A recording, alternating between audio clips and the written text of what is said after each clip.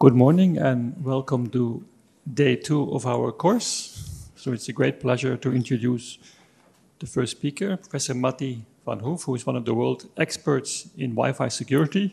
And as he will explain to you, Wi-Fi initially had no security, then people tried to add security. But it seems to be a hard job because Mathy keeps finding problems with it. So please join me in welcoming Mathy for his talk on recent Wi-Fi attacks and defenses. Okay, good morning, everyone, and thank you for the introduction. So I've indeed worked quite a bit on Wi-Fi, and the idea of today will be to introduce you to some recent attacks, and also some attacks that I think you can draw some more general lessons from as well. And we'll be looking at 3 attacks in particular. Apart from that, at the end, I will also focus a bit on defenses because, we're not purely here to break things, even though that's the fun part. We're also looking at defenses. And hopefully there will be enough time at the end to go over these as well. So let me first start with probably the most well-known attack in Wi-Fi, the key reinstallation attack, also called the crack attack. And just to get an idea of the audience, who has heard about the crack attack before? And who knows how it works? Who knows the details? Okay, only sort of. So that's good, because then I made these slides for a reason. So let's go over the crack attack. And first, some high-level information. So this attack was discovered in 2017. And it's basically a flaw that occurred in various Wi-Fi handshakes. So in Wi-Fi, you have WPA 1, 2, and 3. And this was discovered back when WPA 3 did not yet exist. But already around that time, Wi-Fi consisted of multiple types of handshakes. And a variant of this attack basically affected all handshakes. Today we'll focus on the 4-way handshake of Wi-Fi. And the 4-way handshake is basically, I would say, the most essential handshake in a protected Wi-Fi network because it is pretty much always used when you connect to a network for the first time. And as most cryptographic handshakes, it provides mutual authentication. So both the client and the access point need to prove their identity. They need to prove that they know the password. And in the case of Wi-Fi, this handshake will also negotiate a fresh session key. This session key is called the PTK, the pairwise transient key. And after the execution of this handshake, this key will be used to encrypt and also authenticate data frames. And we'll be attacking this 4-way handshake. So to understand it, I will, at a high level, explain how this handshake works. And we basically have 2 situations. The first situation is where we have an enterprise Wi-Fi network. So a network like Ederom, where you need to log in using a username and password. And in that case, you will actually first execute what is called the 802.1x authentication handshake, where you can log in using a username or password or certificates or whatever. We're not really going to care about the details of this handshake. We're just going to assume that it works, and that the end result is that there is some kind of shared secret between the client and the access point. And in the case of a home network, this shared secret is just the password of the network.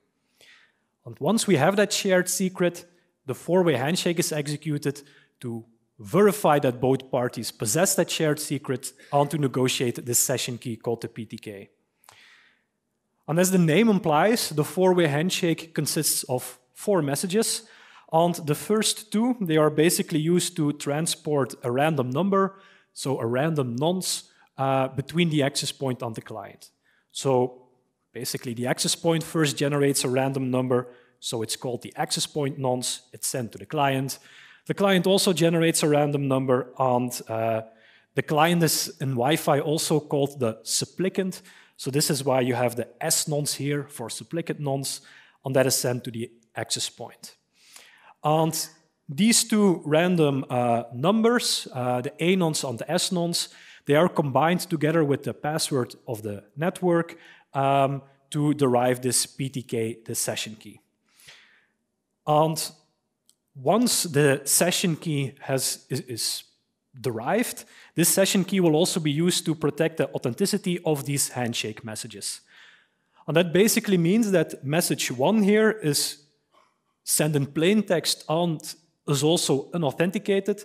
But once we are sending message 2, the client has derived the PTK, and that PTK will be used to calculate a message integrity code, which is similar to a MAC over a packet, to verify the authenticity of that frame.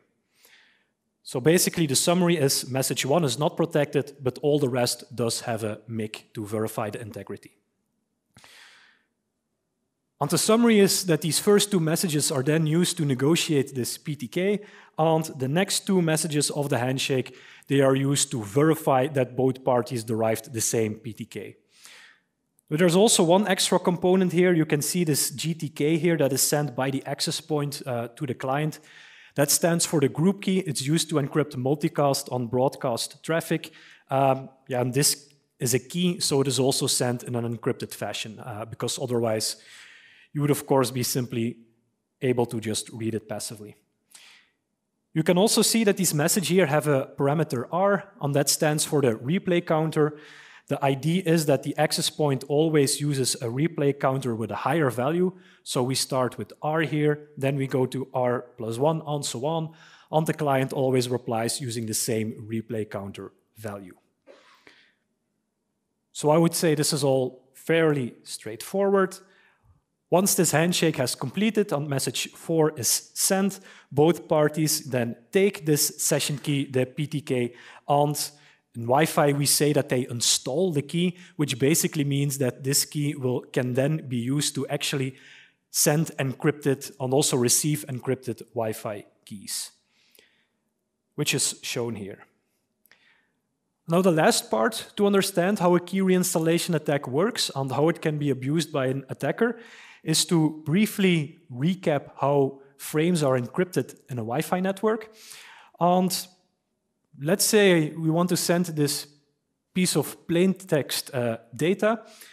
Then how is it encrypted? Well, we first take the PTK that we just negotiated, so this session key, and then we mix it together with a packet number. And this packet number is different from the 2 nonsense that were just shown in the previous slide. It's also different from these from these replay counters R and R+1. The packet number is a different number that starts from 0 when the 4-way handshake has completed, and it increments by 1 for every frame that is sent. And the idea is that this packet number is mixed together with the session key. That results in a unique per packet key, and this per packet key is then used to derive some key stream. And how exactly this key stream is derived depends on whether you use WPA 1 or 2, but the exact details don't matter. What matters here is that basically all Wi-Fi, on all protected Wi-Fi networks, you have the same high-level overview where you generate a per packet key that is used to derive some key stream, and that is then stored with the plain text to get the resulting ciphertext. And that is then also what the sender will transmit. It will send this encrypted data, and it will also prepend the packet number to that frame so that the receiver knows which packet number was used. Because Wi-Fi runs over an unreliable medium, so it can be that packets are lost. So the receiver needs to know what packet number is used. So this high-level construction is used in all WPA versions, including WPA3 as well. Okay, we now know enough background to start explaining the key reinstallation attack. And there is one essential property that we need to realize to come to the attack. And that is whenever you install the PTK, this packet number from the previous slide is initialized back to 0. And what we will try to do now is manipulate this handshake so that the same key will get installed a second time, and then this packet counter will be reset to 0, and then we get into problems like we will see. Now, this means that as an attacker, we will have to manipulate this handshake somehow, but this can be a bit tricky in a Wi-Fi network. You can, for example, imagine that you have a client here on the access point that you want to attack. So you are an adversary here that is within range of both the client and the access point. And in our case, we will need to be able to reliably block certain Wi-Fi frames. Now, in theory, this is not necessarily a big problem because you can say, okay, don't worry, we can use advanced physical layer attacks to jam these specific frames, but that is a bit tricky to execute in practice, and it would require specialized hardware. And there is actually a much easier trick in Wi-Fi to be able to reliably block and then modify or intercept encrypted Wi-Fi frames. And what is that trick? Well, the trick is that, let's say the real Wi-Fi network is operating on channel 6, then what we as an adversary can do is we can just clone this network on a different channel, in this example on channel 1. And the idea is that we can then force the client into connecting to this rogue channel, channel 1, and then the adversary can forward frames between these two Wi-Fi channels. And the advantage of this is that if the client sends a frame on channel 1, the access point will never see that frame because it's operating on a different channel.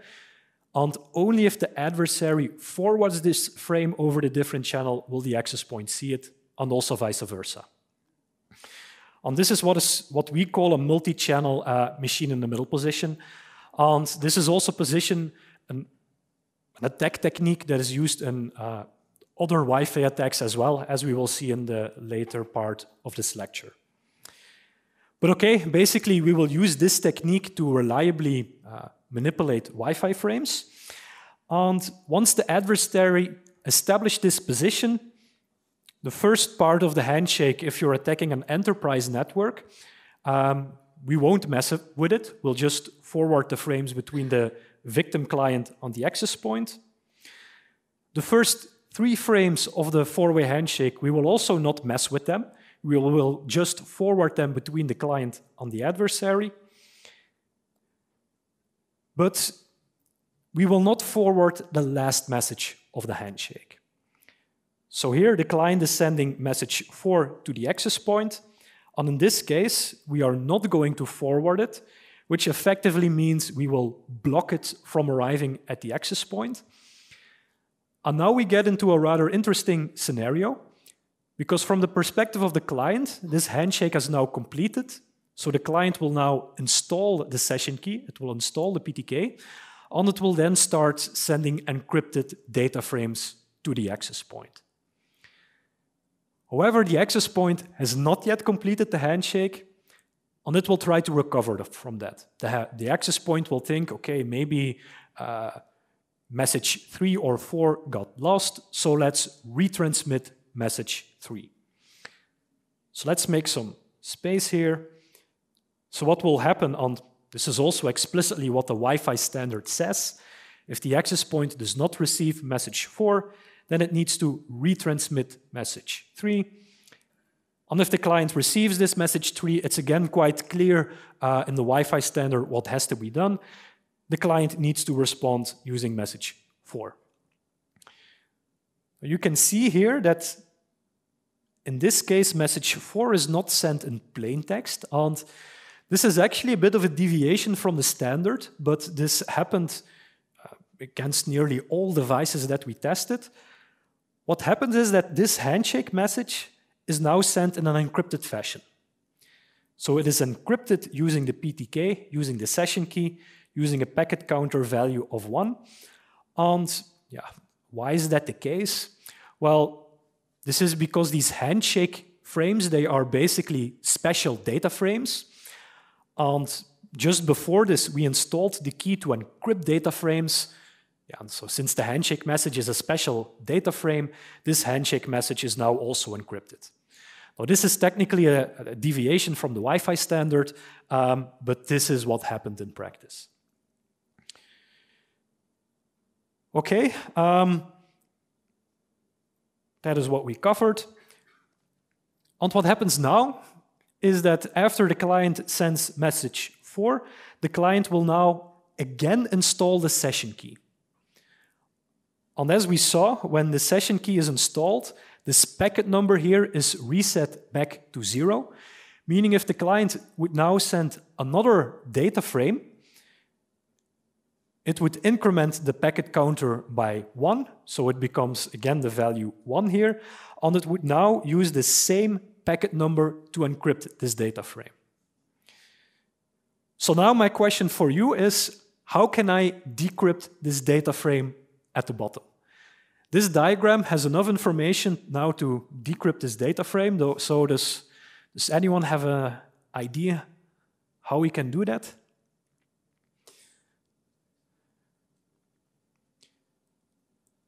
So the clue is that in order to decrypt this data frame, we need to get the key stream that was used here. And in this case, we can actually see here on top of the slide that we basically have here a message in plain text, and then a message, it's slightly different because this replay value here changes, but basically nearly everything about these two frames is the same, except this is a plain text, this is encrypted in ciphertext. So if we just XOR these, we get the key stream, and we get the key stream that corresponds to the packet number of 1. So we can just use that to XOR our encrypted data packet here at the bottom, and then we get the resulting plain text of that frame. So basically, this is all you need to do to break WPA 1 and 2. You can now decrypt these data frames. Now, in this case, we relied on this special edge case here that this message 4 handshake is sent in an encrypted fashion. But even if the client would not do that, even if it would send message 4 here in plain text, which would actually be the normal behavior, then it's still possible to perform this attack by waiting with sending this retransmitted message 3 until the handshake has sent the first encrypted data frame. So basically, you can then also keep repeating this attack to encrypt any data frame that you want. So a lot of devices are vulnerable against this, and what is the impact? Well, we already saw that if a victim is vulnerable, then we can decrypt frames that are sent by that victim. But there is also a second impact, namely when a victim reinstalls the key, it will also reset the replay counter that is used to check for replayed frames that it receives. So if we can trigger a key reinstallation in a vulnerable device, we can not only decrypt the frames that it is sending, we can also replay frames towards that vulnerable device. And if we look back a bit about why was this vulnerability there, then we actually see a rather interesting observation, because we see that there was actually a formal analysis of the 4-way handshake, and there was also a formal analysis of the encryption scheme that was used to encrypt individual data frames. These were proven to be secure separately, but the way that they were combined in a state machine, at least by the Wi-Fi specification, that caused them to be vulnerable. So basically, it's the integration of these two components that was also not proven secure, and that's also where it went wrong. Okay, so that covers the first attack. If there are questions about this, you can also interrupt me during the lecture. If not, we will answer questions at the end. So that covers the first attack, the key reinstallation attack. And this is now, of course, fixed. Fortunately, it was possible to fix it in a backwards compatible manner. And these days, the Wi-Fi Alliance actually performs tests against devices to ensure that they are not vulnerable. So if these days, if you buy a new Wi-Fi router or a Wi-Fi client under this Wi-Fi certified, then it will also have been tested to defend at least against the default variants of this attack. So let's now move on to the second attack. Basically, after we discovered the crack attack against WPA2, shortly after that, the Wi-Fi Alliance released WPA3, and WPA3 uses a more modern handshake. It uses a PAIC, a password-authenticated key exchange. On in particular, it uses the SAE handshake, which is also called the Dragonfly handshake.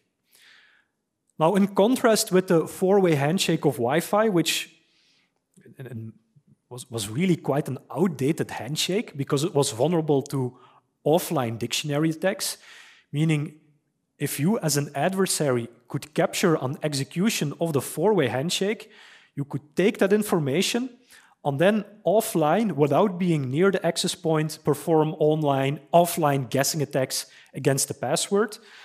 And this new handshake of WPA3, it defends against that. So yeah, this handshake has the usual properties, provides mutual authentication, it negotiates a session key. But in contrast to WPA2, WPA3 now also provides forward secrecy and it defends against offline dictionary attack. Now, there is one property that WPA3 does not provide, which some modern PAICs do provide, and this is basically that it does not defend against the compromise of the access point. So if an adversary is able to, for example, gain remote code execution on the access point, then the adversary can simply read out the password. So there is no kind of salt that is used to make attacks harder if the password on the access point gets leaked. So some interesting history is that this handshake was already defined a long time ago, almost 10 years before it was actually used in WPA3. And originally it was defined for mesh networks, meaning it was also public for a long time before it got incorporated into WPA3. Now, unfortunately, as we will see in a bit, they actually did not make use of the fact that it was public for a long time because they basically ignored quite some feedback of the cryptographic community. But we'll come back to that in a bit. So we'll be attacking this handshake. So I'll again give a high-level explanation of how this handshake works and then how we can break it. Now, in this case, the way the handshake works is it will take the password and it will convert it into a so-called group element P, which is, for example, a point on an elliptic curve. And it will then use this group element to perform some operations to then mutually authenticate the parties and to also negotiate a session key. Now, the exact details how this works is not important for this lecture. Basically, this handshake again consists of two main phases.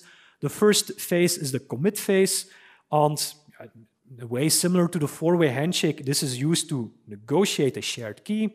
And then we have a confirm phase, and that confirm phase is used to confirm that both parties negotiated the same key. Now, what we will attack and where we found a vulnerability is in how the password is converted into this so-called group element P. And there are basically two methods how a password is converted, and that depends on the group that you are using. And basically, WPA3 has support for two cryptographic groups, namely mod P groups and elliptic curves. Who here knows what I mean with mod P groups? A few. So don't worry, you don't immediately need to know all the details. Basically, all you need to know is when you are working with mod P groups, at least for what I'm about to explain, is that all the operations will be performed modulo a certain prime P. And yeah, you also have a second parameter q, which is the number of elements in the group. But basically, all you have to remember is all the operations are performed modulo some prime. So now the question is, how can we convert a plain text ASCII password into a mod p element? So we need to basically convert a password into a value x here for which this property must hold. And yeah, one possible way to do this is to simply take the password, hash it also together with the MAC addresses of the Wi-Fi network. Why not? It can provide extra security. And then there is the following calculation which we can do. And if you do this calculation, so if you interpret the result of this hash output as a number, and then raise it to this power, then you are guaranteed that this property here on the previous slide holds, so that it is a member of the group. And then you can just return the resulting element, and there you go. You converted the password into a member of that group. Now, at first sight, this would work well, but there is one problem. I would say it's a bit of a theoretic problem, but still, it is a problem. Namely, for certain mod P groups, there is a high chance that this value here, this output of the hash function, is higher than the prime P. And that would introduce a very small bias into the resulting calculations, and ideally, we want to avoid that. And then what is one way of avoiding this small bias so that this value here is higher than the prime? Well, one way is to simply add an if test here. If this value is higher than the prime P, then we need to do something. And what did the designers behind Dragonfly do? They said, well, let's just put it in a loop. Let's just add a counter to the hash value. And I think most of you can now see what is happening. Basically, the number of iterations now depend on the password value. Because for a certain password, you might immediately get a hash output that is smaller than the prime, and then you just need one iteration. But if you have a bit of bad luck, you might need to perform multiple operations before you get a value here that is smaller than the prime. So basically, you have a very trivial timing leak, and yeah, this was actually trivial enough that it was discovered by researchers before it was standardized in WPA3, because this handshake was already being discussed back in 2010 on the IETF mailing list. On there, researchers were warning, hey, there is actually a timing side channel in your handshake, so you want to fix that. Unfortunately, the answer was, yeah, but we're not sure how important that is. This timing leak doesn't seem to leak the password, and also it wouldn't be a trivial attack, so they basically simply ignored our, well, not our, but the advice, they ignored the advice of cryptographers. Unfortunately, this timing leak can be used to leak the password. So how can we now use this leak to obtain the password? Well, basically, this timing leak will inform us how many iterations were needed to convert this password into a group element. And what we can do as an adversary is, if we, for example, measured that 2 iterations were needed when connecting to an access point, then we can perform basically an offline attack against the password. So we assume that we have a database, a list of potential passwords. So we have a list of passwords here, password 1, 2, 3, and so on. And then we can re-perform this operation to convert the password into a group element. And if we then notice that the candidate password needs a different number of iterations than the amount of iterations that we observed a real client from using, then we know that password was not used. Now, this on its own, allows you to exclude certain passwords from the possible passwords that were used, but you need more information to uniquely determine the password. So how do we get more information? Well, if we go back to the calculation here, we can see that this calculation depends on both the MAC address of the client and access point as well. So what we can do as an adversary, we can simply spoof to have a different client MAC address. We can then initiate the handshake, and we can measure how long it takes for the access point to reply, and then we basically get a new independent measurement. So if we go back to our overview here, we can first spoof MAC address A. We can see, okay, it took 2 iterations. Using that, we can exclude a password. Then we can spoof MAC address B. We can measure how many iterations the access point takes. And that, again, allows us to exclude certain passwords that do not use the same number of iterations. And we can keep doing this until we uniquely determine the password. And as a reference, if you use the RockU password dump to perform this attack, then you would need to spoof 17 addresses and need to perform 17 timing attacks to then uniquely determine the password. So this is not a lot of attempts, I would say.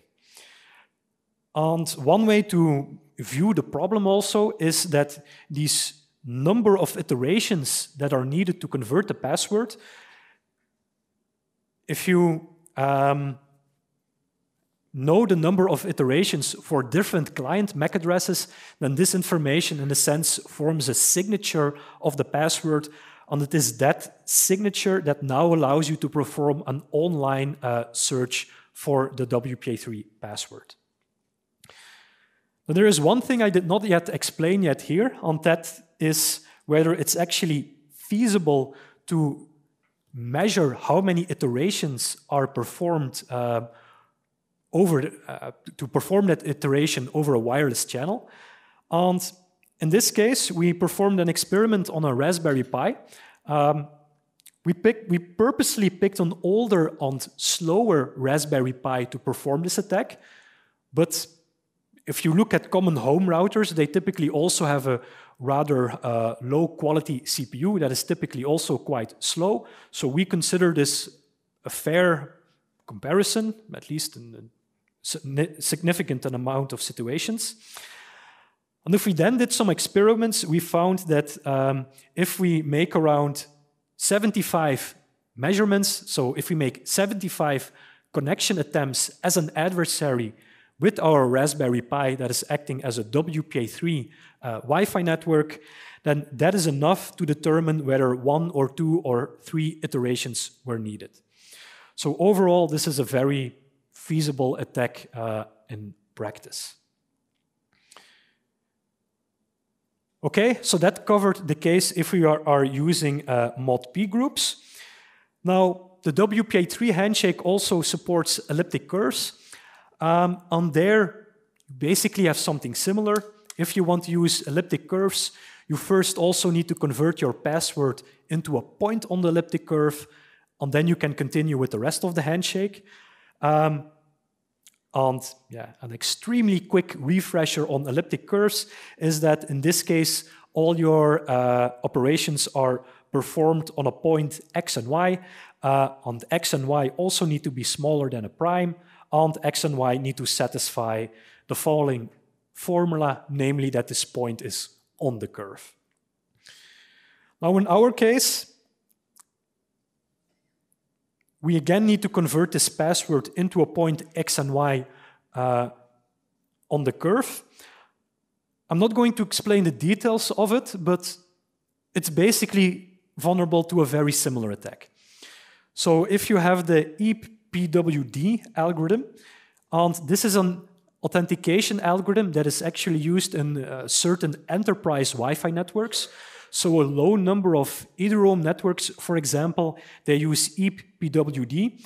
And ePWD is basically a very slight variant of the Dragonfly handshake that we just saw, except for enterprise Wi-Fi networks.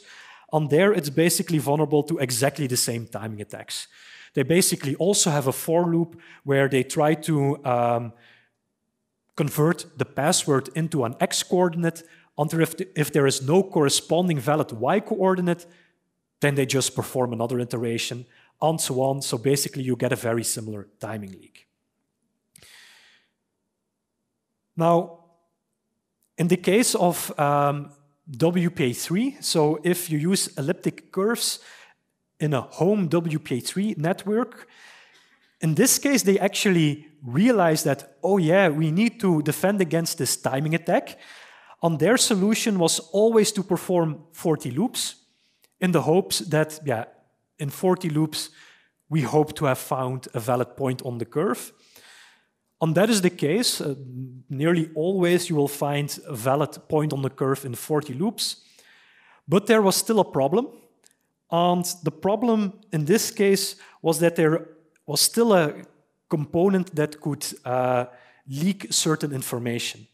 And in this case, when using elliptic curve, it was not just the timing that revealed information, but it was the variance of the execution time that still allowed you to perform basically offline dictionary attacks to exclude passwords from a password list. And on top of that, all these handshakes that we saw, they are also vulnerable to cache attacks. So if you have an adversary that is able to run code on the client or on the access point, then you can use more micro-architectural properties, so cache attacks, to determine how many loops were executed. Now, if you want to know more about this, then I recommend you to read the paper. So how can we fix this? Well, one way to fix this is to basically use a better way to convert the password into a group element P. And there are some better methods to use to do this for elliptic curves and also for group P groups. And these are now standardized in an update to WPA3. So if you now look at what the Wi-Fi Alliance requires, the Wi-Fi Alliance, when they now certify a new Wi-Fi device, they have to use this better algorithm to convert a password into a group element P. Unfortunately, it is still called WPA3, so it's not always easy to tell whether a device is using this old method or this new method. You really need to look at the technical details. That being said, every device that is now WPA3 certified has to support this new variant. So basically, if you buy a new device now, it will use this new method. And also, even if your device is vulnerable to this attack, yeah, it's still harder to perform this attack against WPA3. So no matter what, I would say it's best to switch to WPA3. Okay, if there are questions, feel free to interrupt me. If not, we'll go to the next part. On the next part, I will just highlight a part of it. And basically, we found an issue here that affected all versions of Wi-Fi. And this is called the FRAG attacks, which stands for fragmentation and aggregation attacks. And what do we mean with fragmentation? Well, in a Wi-Fi network, if we want to send a large Wi-Fi frame, there's a high chance, if there's a lot of background noise, that this large Wi-Fi frame will not arrive properly at its destination. And then we would have to retransmit this large Wi-Fi frame again. And to avoid that, there's a feature in Wi-Fi to fragment large frames. And in this case, you can send multiple smaller fragments. And in this case, every individual fragment here is basically protected using its own message integrity code, using its own replay value, and so on. And the idea is also that the header here, it's sent in plain text. So the part in gray here is sent in plain text, and the part in green is sent in an encrypted manner. But the idea here is that this plain text header also defines the location and the position of each fragment. So basically here, the header contains enough information so that the receiver can reliably and securely reassemble these fragments back together to the original frame. Now, unfortunately, there is one thing that they did not take into account. And what they did not take into account is that under certain situations, it's actually possible that fragments will get encrypted and then also possibly decrypted using different keys. And to give a high-level overview of this attack, basically what can happen is, we again have a client here on an access point. We again have an adversary here. We assume it again uses this multi-channel machine in the middle position, so it clones the network on a different channel, and it can now reliably mess with Wi-Fi frames. And you can now imagine that the client will send a fragmented packet, so it will send first fragment 0, encrypted under key K. It will then send the second fragment, which is also encrypted under the key K. And then what the adversary can, for example, do is only forward this first fragment to the access point. And then at some point, there's a feature in Wi-Fi where you can periodically refresh the session key. The idea was that this would strengthen the security of the Wi-Fi network, and sometimes this is also necessary if your Wi-Fi network would send a lot of information. The replay counter in data frames might overflow, and then you are also required to perform a new handshake to refresh your keys. Now, in this case, we assume that a refresh of the keys will be performed. And in certain cases, an adversary can actually force this refresh of the keys. And after that, we assume that the client will again send a new fragmented Wi-Fi packet. In this case, these two fragments are encrypted using key M. And now the adversary will actually block the first fragment, but it will forward the second fragment. And now we get in an interesting case, because when this first fragment here arrived at the access point, at least against implementations we tested, will immediately decrypt that frame using the current key. So here it will immediately decrypt the frame, and it will save the decrypted frame in memory. Then the key gets updated. It will receive a different fragment here. It will now receive this different fragment and decrypt it under the current key M. And it will now try to reassemble those two fragments. And basically, as an adversary, what we can now do is we can take two Wi-Fi frames and basically mix them together. Now, this is not very easy to exploit in practice, but there are certain cases where this can be exploited to leak certain information. But basically, the summary is what they did not take into account is that fragments can possibly be decrypted using different keys, and a receiver should not be reassembling fragments that were decrypted using different keys. And if we generalize this a bit, the receiver basically didn't properly handle the security context, because here you receive a first fragment under the security context 1, then the keys got updated and the security context changes, and this is what caused problems. Now, what we also found is certain implementation-specific vulnerabilities. For example, one very common thing that we found is that we can first send an encrypted fragment to an access point or to a client, and then often we could send the rest of the fragments simply in plain text, and then the receiver would mix these encrypted and plain text fragments together as well. And this is what I explained here at the bottom. And an interesting side note here is that in certain cases, the devices that we were testing were also simply accepting plain text fragments. So you didn't need to break the crypto at all. You could just send a plain text Wi-Fi packet and it would get accepted.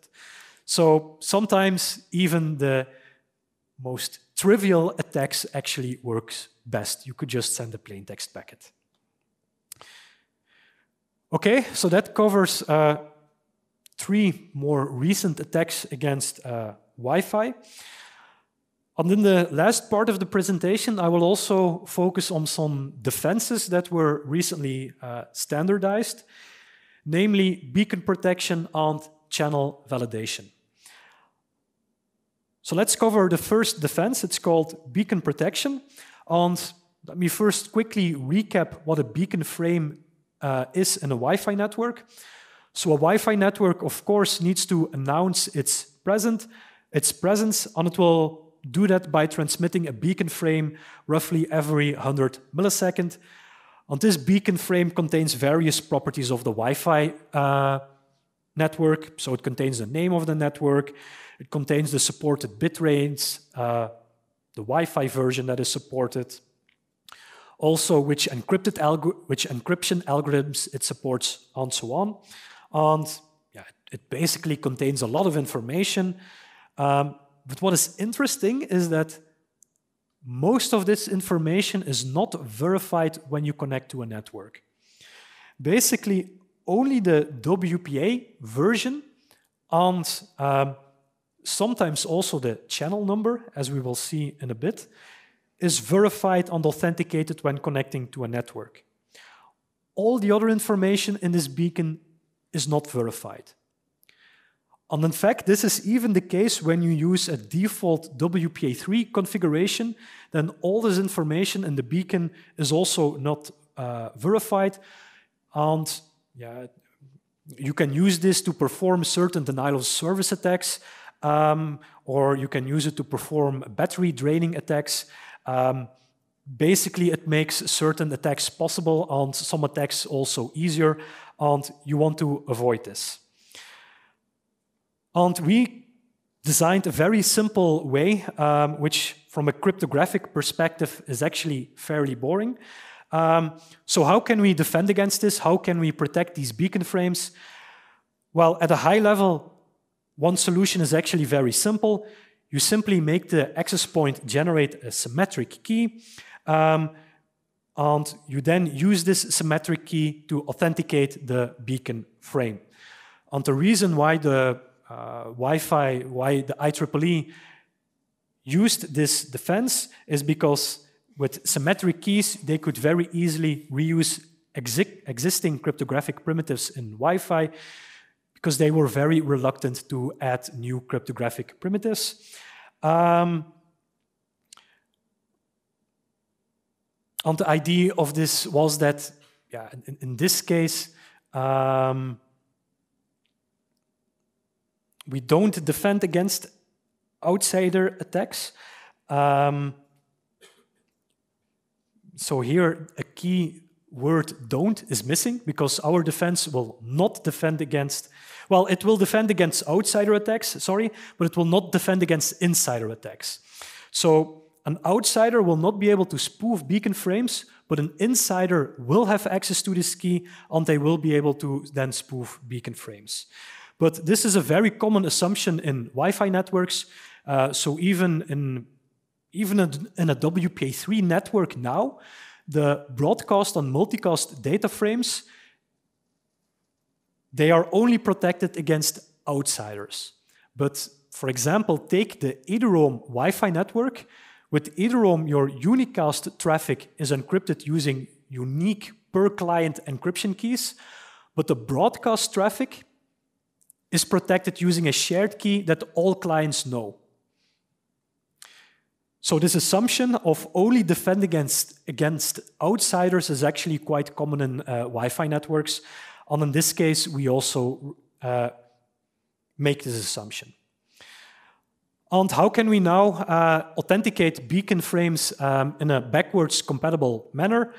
Well, a beacon frame basically consists of type length value elements, and we can simply add a new element to the beacon frame. And the idea is that if a client doesn't support beacon frame, it will simply see this element ID that it doesn't recognize, and it will just skip it when processing the beacon frame. On the other hand, if the client does support beacon protection, then it can process this new element ID. And in that case, it can first verify the nonce, which is always incremented by 1 to prevent against replay attack. And then we have a message integrity key, which is either a CMAC or a GMAC that is calculated over the whole beacon frame. And the reason why these algorithms were picked was because they were already present in the Wi-Fi standard, and most people already implemented them. And the last question now is, okay, how do we generate the key that is used to here calculate this message integrity key? Well, the idea is that the access point will generate a key for this called the beacon protection key. And when a client is connecting to the network, it will send this beacon protection key to the client. And the idea is then that old clients will simply ignore this key when it is sent in the handshake, but a new key will see, oh, there is a client that is now transported the handshake. That means the network supports beacon protection, therefore I will now start using it. And this also defends against downgrade attacks, because whether or not the client supports beacon protection, the access point will always send the beacon protection key in the handshake. And an adversary cannot manipulate the handshake because it is authenticated using encryption. And this also means that an adversary cannot drop the beacon protection key from the handshake, meaning if the network supports beacon protection, the client can always securely determine that. Now, there is now one problem. The problem is that a client can only start verifying beacon frames after it has connected to the Wi-Fi network. Now, there is a way to still deal with this, and what we suggest that a client should do is that it should scan for Wi-Fi networks and then wait to capture a beacon frame, and it should then, it then cannot yet verify that beacon, but it can save this beacon as a reference and then extract all necessary information from this reference beacon. The client can then perform the four-way handshake and connect to this network, and once it has received the beacon protection key, it can now use this key to basically go back in time and then verify the authenticity of that reference beacon. And if for some reason this beacon was invalid, it can then decide to disconnect before it is actually sending any data frames. And after that, it can send data as usual. Okay, now there's also some functionality here to report forged beacons. Basically, if a legitimate client detects that there is a forged malicious, that there is a rogue network whose beacon frames are invalid. So basically, if a client ever detects a beacon frame for which the authenticity cannot be verified, then there is a functionality to report this rogue network to the legitimate access point. And that can be useful for system administrators to be warned about possible rogue Wi-Fi networks that are nearby. And because this defense makes use of quite simple cryptography, it's just symmetric cryptography, this was also fairly easy to standardize, and it is now part of the actual Wi-Fi standard. And the good news is also that starting with Wi-Fi 7, access points must support this defense. They must support beacon protection. So I would say this is actually quite a good success story because we were able to standardize this, and it will now be a part a required part of Wi-Fi 7. And you can also look online. The Wi-Fi Alliance actually has a website where you can search for devices that support beacon protection. Okay, let me now quickly go over the last part of the presentation, which is also a defense called channel validation. And basically, in a few attacks that you saw today, including in the crack attack and the frag attack, and also some other attacks, they were made possible, or at least they were made practical, by using this so-called multi-channel machine in the middle, where the legitimate access point was cloned on a different channel. This technique, this special machine in the middle position, is used in various Wi-Fi attacks. And the summary here is that you can clone a network on a different channel, and both the client and access point won't realize that they are on a different channel, and ideally you want to prevent that. And we also standardize a defense for that as well. And the defense in a way is very simple. Simply authenticate the operating channel when you connect to a Wi-Fi network, and that's it. Now, there are some special edge cases that you also need to handle, because you need to also handle the case when a client wakes up from sleep mode, and you then need to verify that the channel of the access point did not change, because it can be possible that an access point will switch from channel A to channel B due to a thing called radar detection. Basically, if an access point detects that there is a nearby weather radar, it will switch channels to avoid interfering with that weather radar. And when it switches that channel, you need to take into account some of these special edge conditions as well. But from a cryptographic perspective, you just authenticate the channel and that's it. And we also implemented this in open source Linux tools. We again standardized this. And it is now an optional feature of WPA3, not yet required, but you can now search online for devices that support channel validation, and you can then see devices that support it. On the last time I checked, you also have some these open source routers like DDWRT or OpenWRT. They also have an option to enable channel validation.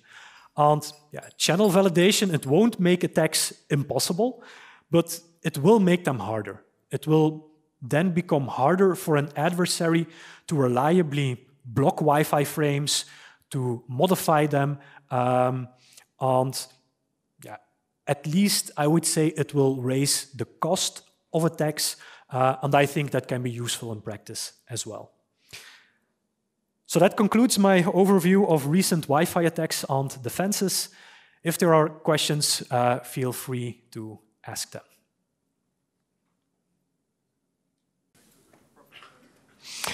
Yes, so the question is the channel number also included in the beacon? And if you then authenticate the beacon, why would you need a separate channel validation mechanism? And the answer is that the channel is indeed included in the beacon, and you can indeed use that to verify the current channel that the access point is on. So if you have beacon protection, you can in a lot of cases also have implicit channel validation because you verify the channel number. Now, there are a few edge cases where if you have this weather radar nearby that the access point is switching from channels, in that case you technically might still be in an edge case where you might be vulnerable. But overall, if you have beacon protection, there is indeed less of a need for channel validation, yes. So in that way, it's actually understandable that the Wi-Fi Alliance is prioritizing beacon protection. I would say it actually makes sense, yeah. Any other questions? Is Wi-Fi still secure to use? Is it still secure? I would say yes. They actually made quite some progress. I think if I compare it to, for example, cellular, it is much more complex. It will also be vulnerable to attack. I think Bluetooth is also quite vulnerable. And if I see the evolution of the Wi-Fi lines on the IEEE, they used to be, they used to just not ask feedback at all. But now in their update to WPA3, there was first a period where they very explicitly asked for feedback from cryptographers. So they are making some improvements. That being said, I think most people were actually not aware that the Wi-Fi lines was standardizing something. So they still have some way to go. But I do see some improvements. So I'm still hopeful. That being said, we'll probably keep finding attacks though. So yeah.